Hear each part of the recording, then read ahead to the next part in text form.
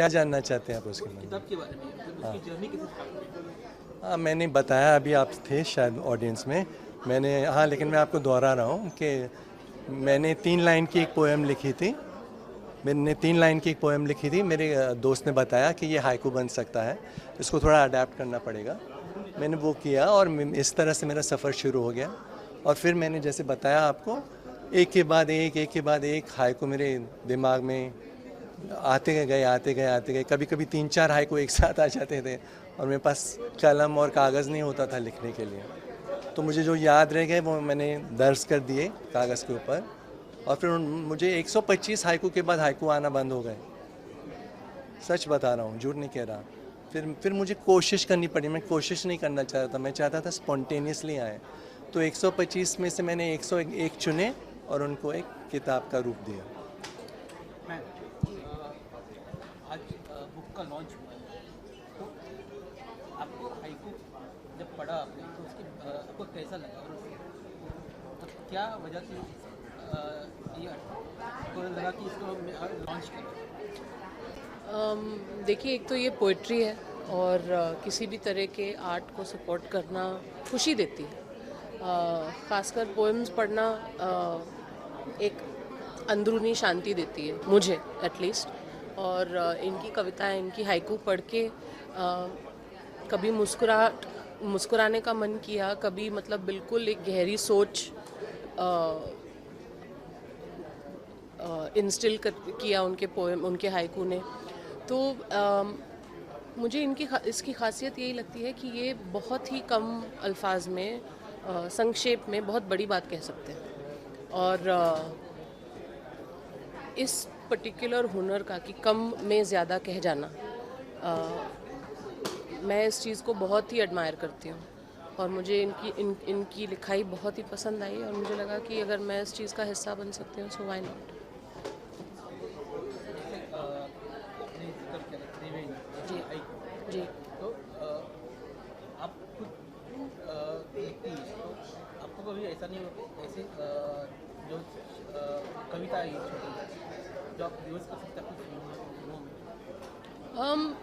अभी तक ऐसा मौका हुआ नहीं है, क्योंकि फ़िल्मों में कविताएं अक्सर जो हम यूज़ करते हैं वो गाने के तौर पर होती हैं। और अगर 3 लाइनों में गाना हम ख़त्म कर दें तो दर्शक हमको क्या कहेंगे वो आप भी जानते हैं। तो लेकिन आइडिया अच्छा है, और मतलब कभी अगर ऐसा हुआ और मौका मिला तो मैं तो मतलब उसको हाथ से जाने नहीं दूँगी। आपका क्या कहना है कि अगर अगर आपको अगर मौका मिलता है हाँ, लिखने का, मैं हर लिखने के मौके की तलाश में रहता हूँ, चाहे फिल्मों के लिए हो या बुक्स के लिए हो। फिल्मों तक मैं अभी तक नहीं पहुँचा हूँ, लेकिन ख्वाहिश तो है। और मैं आपसे एक बात कहना चाहूँगा 2 लाइन में, जो अधूरी ख्वाहिशों ने ज़िंदा रखा है मुझे, ये मेरा लिखा हुआ है। अधूरी ख्वाहिशों ने ज़िंदा रखा है मुझे, मिल जाता सब अगर तो जीता मैं किस लिए। तो जब तक जान है तब तक कुछ ना कुछ कोशिश करते रहेंगे, लिखते रहेंगे। और मैं इसलिए नहीं लिखता कि लिखना है, इसलिए लिखता हूँ कि अंदरूनी एक आवाज़ आती है, मेरा दिल चाहता है लिखने के लिए। I love to write, I am passionate about writing. Ma'am, इस किताब के बारे में आपकी खुद की पर्सनल राय क्या है, और कहाँ तक इसको आप अपनी तरह से कैसे प्रमोट करेंगे?